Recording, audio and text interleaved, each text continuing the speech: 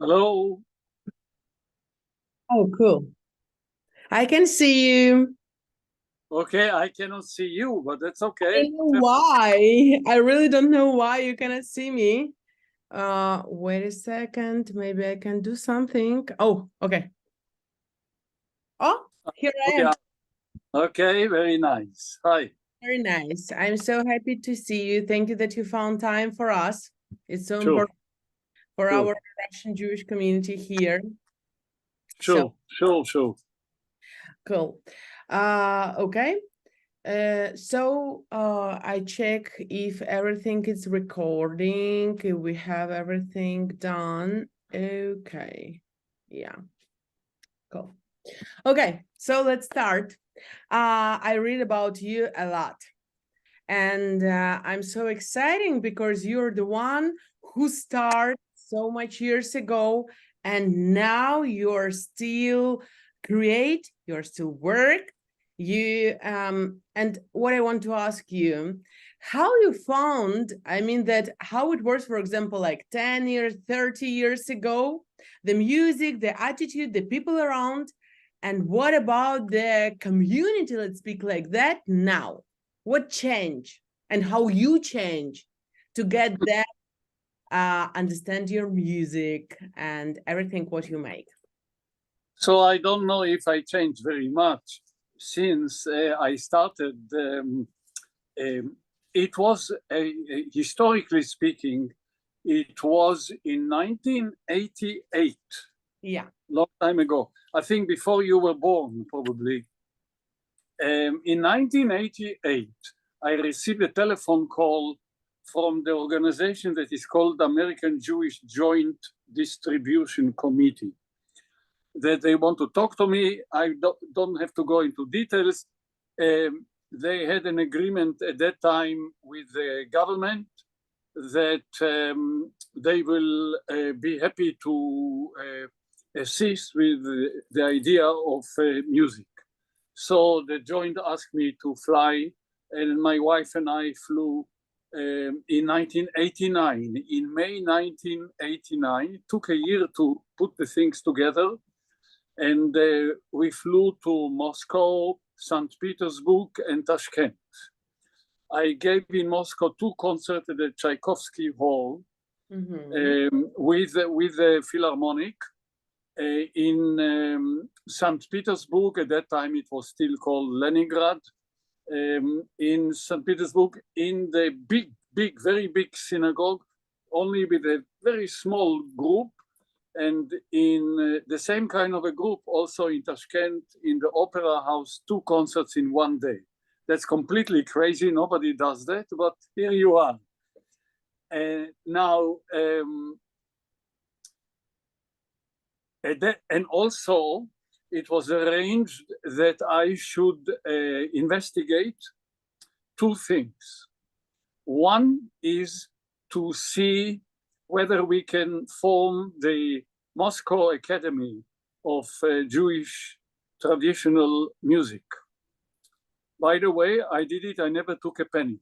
The expenses were paid by the joint, the aeroplanes, the hotels, whatever.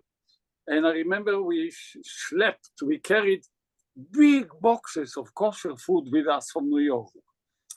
And we flew, and they arranged for a group of, at that time, I think there was about a group of 15 men from all over the former Soviet Union. And they came to study with me, to begin studying with me the basics of synagogue music, how to chant the prayers. Some of them had some ideas, but the ideas were not clear. They were not very much good. And we sat, and I was teaching them 10 hours a day for about a week. 10 hours a day? 10 hours, non-stop singing and talking, And I spoke in 3 languages. I spoke in Hebrew, English, and not Russian. I don't know Russian. So Hebrew, and Yiddish, and English. Okay. And then I proposed immediately to the Minister of Religious Affairs, that was in the time of Gorbachev. He came to hear a concert in the synagogue in Archipova Street, and I proposed that the best thing to maintain, to improve the knowledge, the enjoyment of the traditional Jewish liturgical music is by forming a first-class men's choir that can compete with the music of the Red Army, the choirs of the Red Army. And that was as a joke, but yes, so we had that guy there before, and very soon, a couple of months later, Sasha Saliuk, Dr. Sasha Saliuk took over the choir. I sent a lot of music notes, tons of them. They had nothing whatsoever. And many, many years before, Russia was the home of Jewish traditional classical music. But that's okay. I sent it, and in diplomatic way, in whoever went, I went. I remember in the early years, I went about 3 or 4 times a year to Moscow. And that's how the whole thing started going on. And it became developed into big interest. The choir is outstanding. I know choirs all over the world. I've sung with them all over the world, but nothing like the Moscow choir. Yes, that was my next question, that if you remember that first connection, this team of Alexander Tsaluk is the first question. And second, you're the one who worked this all the world. You can compare. So like now you tell that how you don't found something like that, like in Russia. Let's start to speak how you found Alexander Tsaluk, how he was when you know him, and how he is now. I mean that all I know that you're very close together, and yes. You saw how he like grow up professional speaking. So let's speak about your meeting and what you have now. I mean that big period, Okay. but you stay next to him. So I met Alexander Sasha, and I was extremely impressed by his knowledge of music. First class conductor, to the point that when he took me to meet his teacher at the academy, the big conservatory of music in Moscow, his teacher said that he's one of the best students at that time. I'm talking about 1990, maybe. It's a long time ago. Yeah. And I was very impressed by Sasha. I was impressed by him also that in addition to being a first-class musician and a first-class conductor, both choral and instrumental symphony orchestra, he is totally dedicated without any hesitation to the Jewish music, to the choral Jewish music, and that's his life. And he gives a lot of his life towards it. And so Sasha grew up with the music and spread himself to other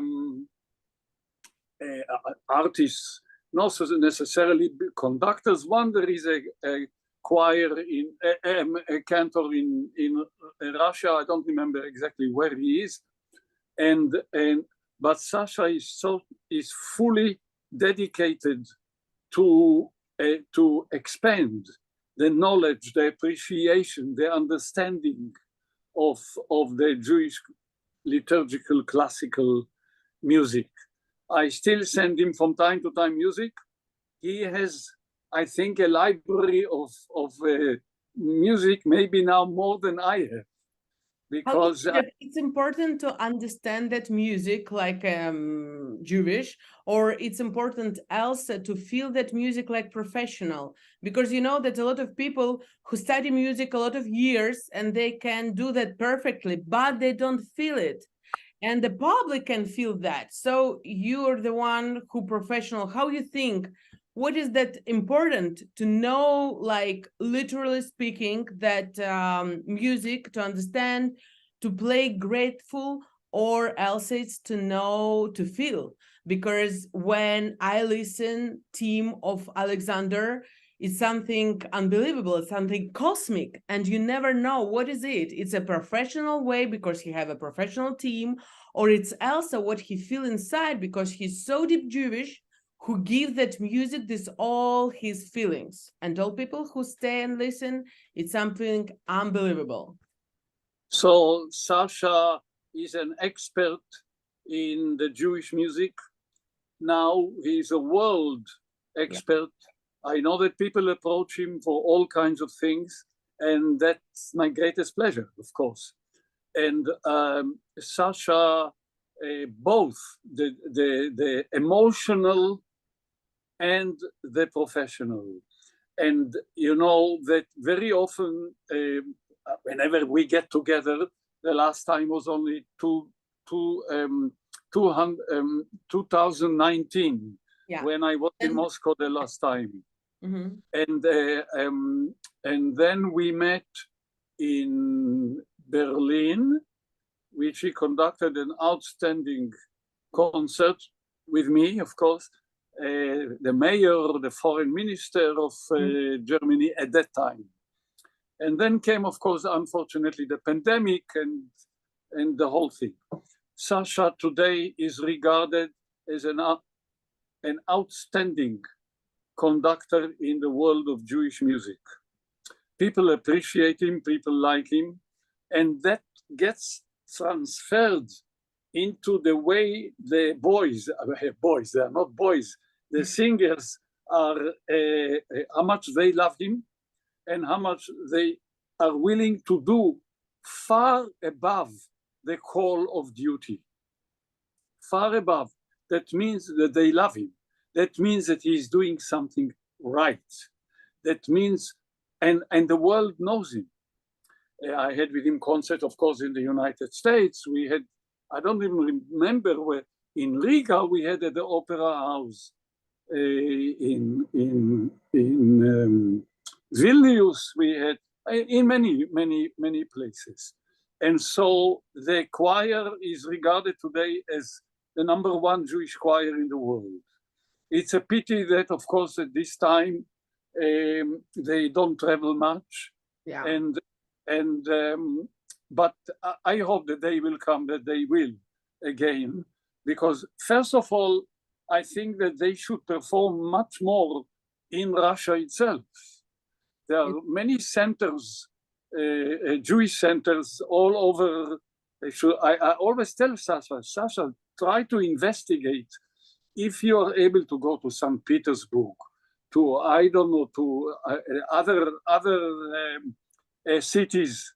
I mean, Russia has outstanding, beautiful cities. This St. Petersburg is unreal, so beautiful.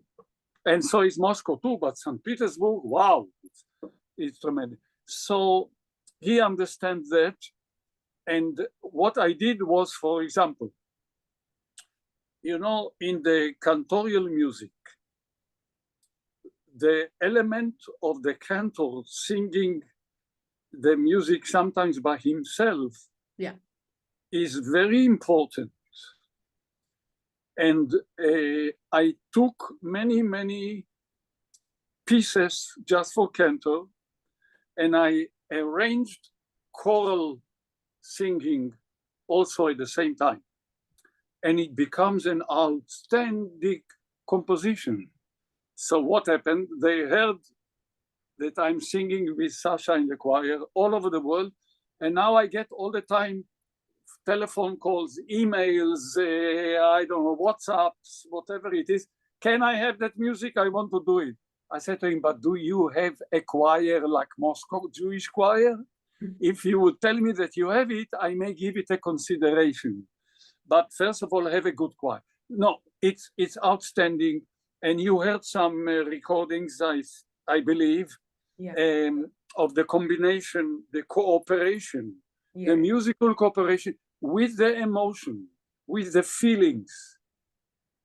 I don't know, whenever I come to Russia, especially in the early years, I used to cry half of the concerts because the encounter that I always wanted since childhood with Russian Jews eventually came into reality. And I remember that when I came the first time to Moscow, I went to the synagogue to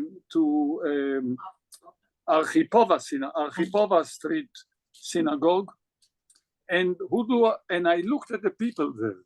It was on Shabbat, or it was after. No, the concert was Sunday, but it was Shabbat there.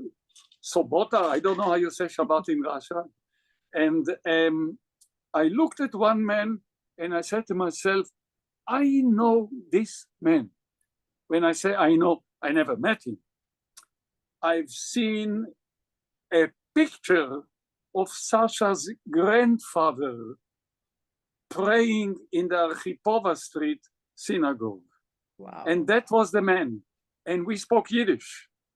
Oh. We spoke Yiddish. And the grandfather spoke perfect Yiddish, like the old timers. Fantastic. And so this to be, let me tell you another expression.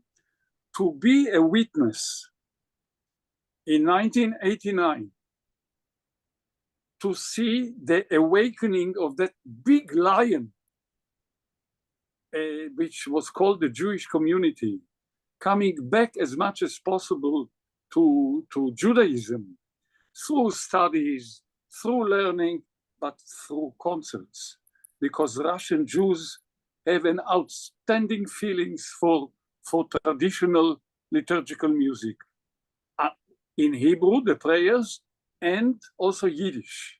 Yeah. Also Yiddish songs.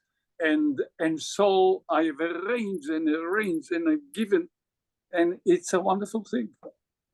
Yeah, let's speak now about that song. What you give permission to Alexander to sing here in Moscow, because he's the one.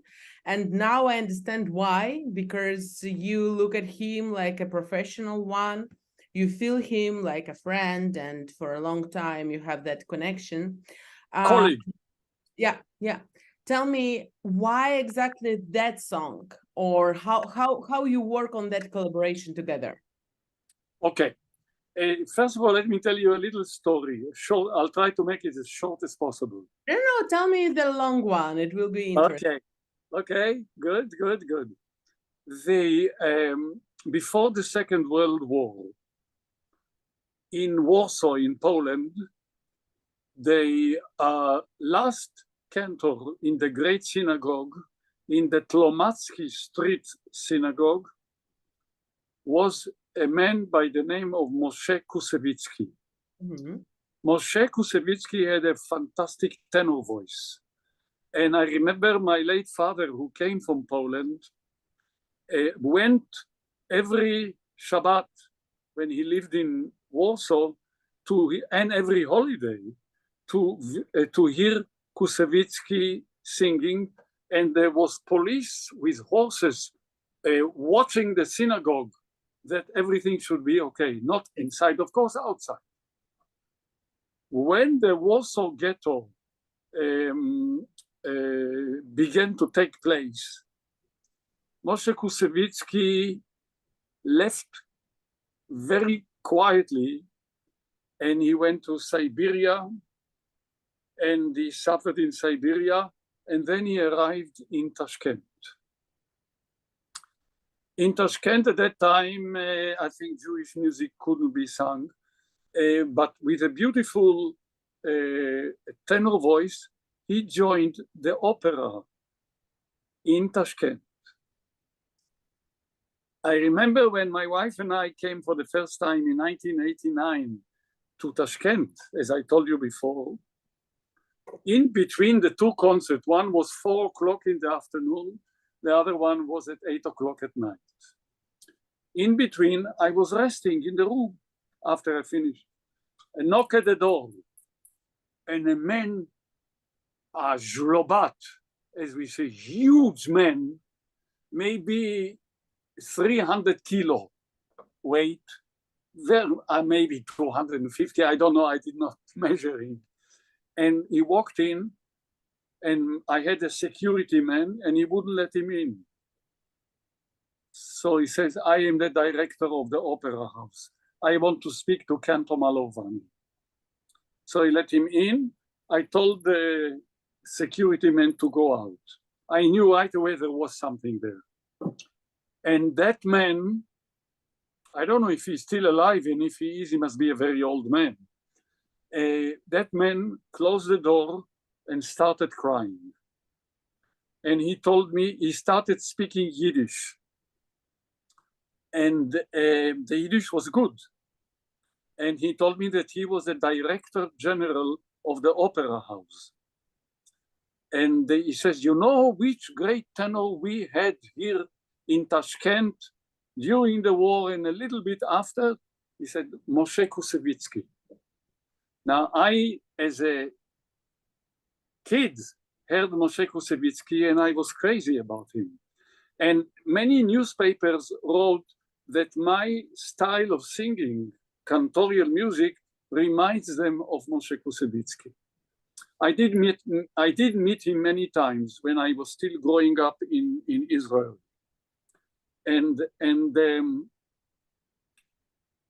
Okay, now the background of the song. Moshe Kusevitsky was the king of cantors. He was regarded, everybody ran to hear him. Moshe Kusevitsky was at some event in Tel Aviv,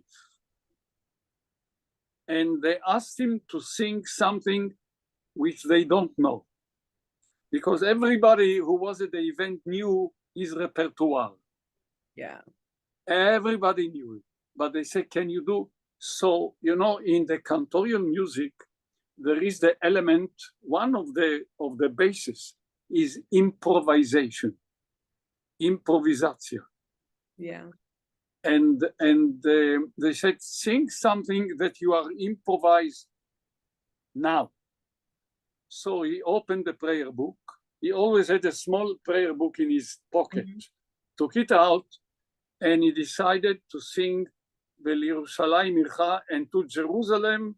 This is our prayer to God, where we said to Jerusalem, your city, God, please return as it used to be when there was the Holy Temple in Jerusalem. And may you, God, be in the temple forever. No more destruction of the temples, because 2 temples were destroyed. Neota Bekarov, build it up soon in our time, forever. And then blessed you, God, who is who will build Jerusalem. And he started improvising something which is never sung before. Fantastic.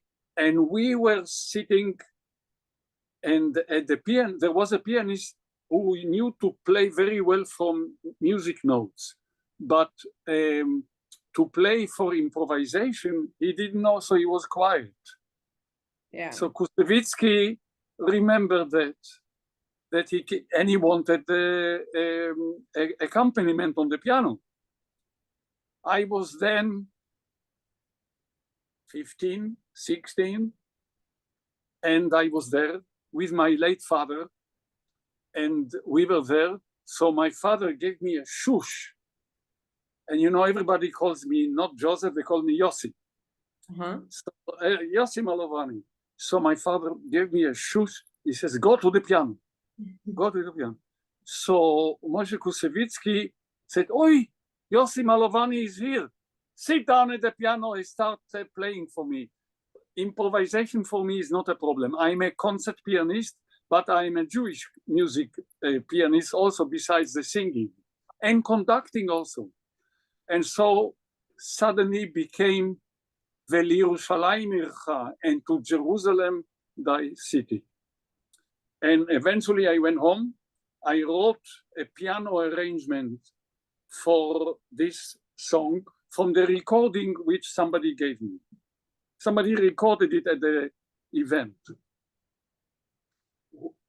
Now, as we say, switch forward, years and years and years later, I said to my wife, you know what? I'm going to write a choral arrangement for that thing, so that when I sing it, I can give more emotion and perhaps even more voice to emphasize the text. Because our text, like they said it in the opera house, text is very important besides the singing. In Jewish, it's even more because it is sacred text. It is religious text. And so I sat down and I wrote a beautiful choral arrangement for myself and the men's choir, and I immediately sent it to Sasha. I cannot remember. Yes, I think we sang it the first time in the Bolshoi. You sent to him that like to check, to show, look what I make, or you sent to him to say, hey, let's do something together? Exactly what you're saying.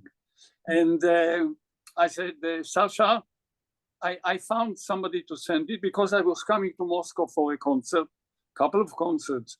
They always wouldn't leave me alone. So, and I said, Sasha, teach the choir right away. He made copies for every singer. And then in one of the rehearsals, he called me on the phone, and I heard the choir singing. And Sasha was humming to the best of his ability. He's not a cantor, but he did a good job. And since then, I have it in 2 or 3 of different recordings. But the first one, the most successful one, the more appealing one, was with the Moscow Jewish Choir conducted by Sasha Tsalyuk. And over the years, I arranged many, as I mentioned before, many other songs from prayer, specifically for Sasha and the choir. And I'm very proud of it. I love them all. You know, everything what you told right now, it's so big inspiration about it. And everyone who will listen that song, they will feel it, because as you told before, that it's coming like so deep. It's not just good arrangement and good team and everything. That Alex makes something really unbelievable things. When you listen how it worked from him, did you give him some, I don't know, advice, or maybe you have some, I don't know, maybe you told him, I want that sound be like that, or that sound will be bad or good, I don't know, because I know that he respects you and love you so much and listen to you very good in every point. So, of course, I had exactly my ideas. And I suggested to Sasha, as you call him Alexander, but to me Sasha, and I suggested to him, and he's such a good soul. He's such a wonderful human being. The whole family, his wife and his daughter, his mother, I knew his father, his grandfather, all people with a big heart. And as I said, Sasha is totally committed to the Jewish music. And so any suggestions that I may have made, I suggested it to him. If Sasha had his own idea, well, of course, I listened. So either I said, Sasha, yes, good idea, let's do it. Or I said, Sasha, leave it alone. We have enough to do. So it depends on the piece. It depends the understanding. It very much depends on the text. And I have a deep understanding of the text. Not the translation by itself, but what's behind the prayer. Where does it belong? Why does it belong in this prayer and not in another prayer? And so on and so forth. Looking really good. Wait a second. We have here some information. Okay. So we have 10 more minutes for recording everything. I get the idea, and it's really so exciting about your story, this Alexander, this Sasha, and that song would have really, really good story.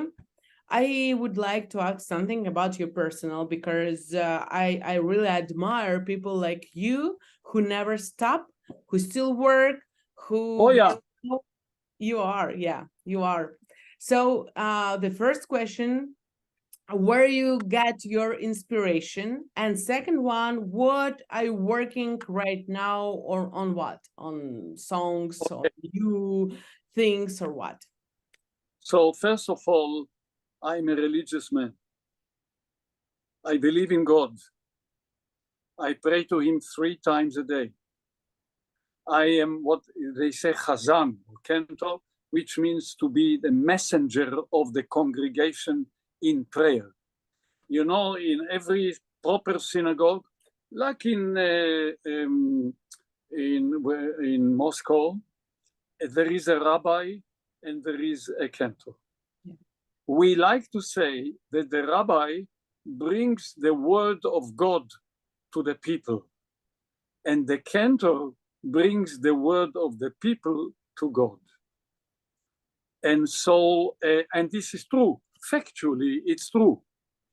Well, the rabbi can philosophize, he can teach texts from holy scriptures and Talmud and everything. That's fine, that's good. And I love, so the spirituality I get because I pray to God all the time. I believe in God strongly. I believe that he conducts the world. Occasionally, I talk to him during a dream, but I certainly talk to him when I pray. So the inspiration comes from that. I am a strong student, pupil of religious texts, of prayers. I just, you know, I'm also a distinguished professor of liturgical music at the very big university here in New York called Ieshiva University. Mm-hmm. Yeshiva means a school of Jewish learning. Yeshiva University. I am also rector of the Institute of Liturgical Traditional Jewish Music in Leipzig and Berlin in Germany. So teaching is something that I like doing. By nature, I'm a teacher. And when I sing to people the prayer, I like also to convey it as a teaching situation.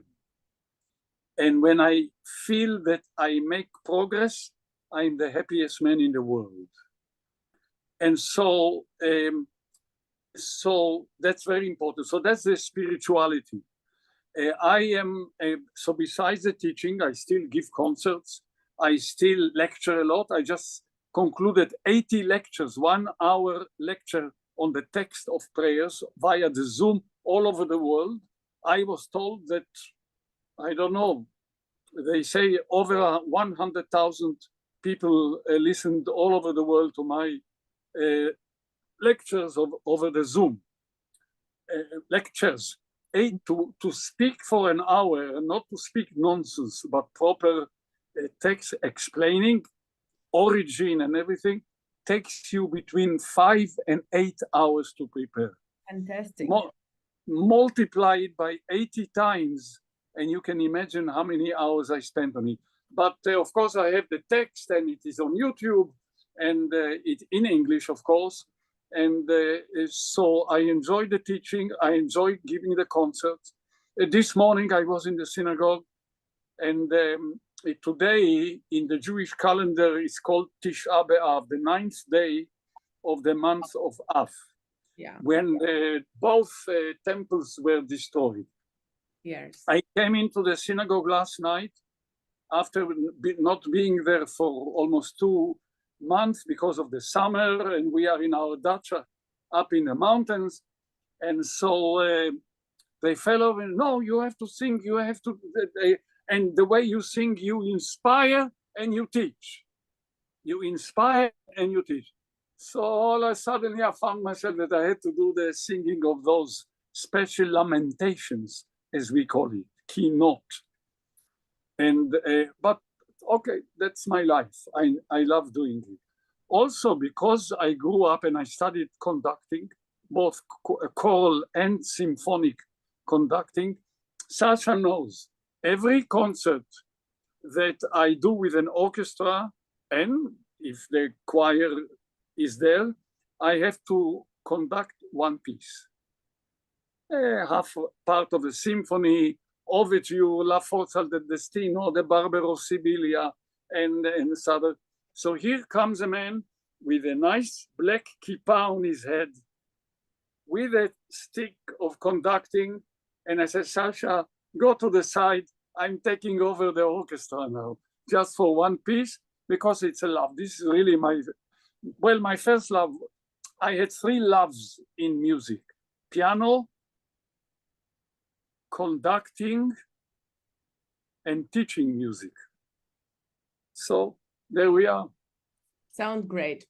Thank you very much that you found for us time. We wait you here in Moscow. Yes, I would love to come. Let's hope it won't be that long. Yes, I believe that we're gonna meet in personal, and Yeah, I'm so impressed. You have no idea how much, because before I always check your YouTube and everything, and I'm so blessed to speak this you right now, and we will have really the great program. So thank you that you found time for us. It's my pleasure. Yeah, I wish you a great time, and tomorrow is Shabbat and everything. So now I will stop, and after we're gonna send you the link where you will see all the program. It will be wonderful. And when will it be on TV? Actually, I cannot answer to you right now, because just tomorrow I'm gonna send all that material to our team, and they will check everything, and from Monday we will start to work on it. So I hope that as soon as possible, maybe next week. Oh, that's okay. Thank you. Have a nice day. All the best. Good Thank day. you. Thank you. Bye-bye.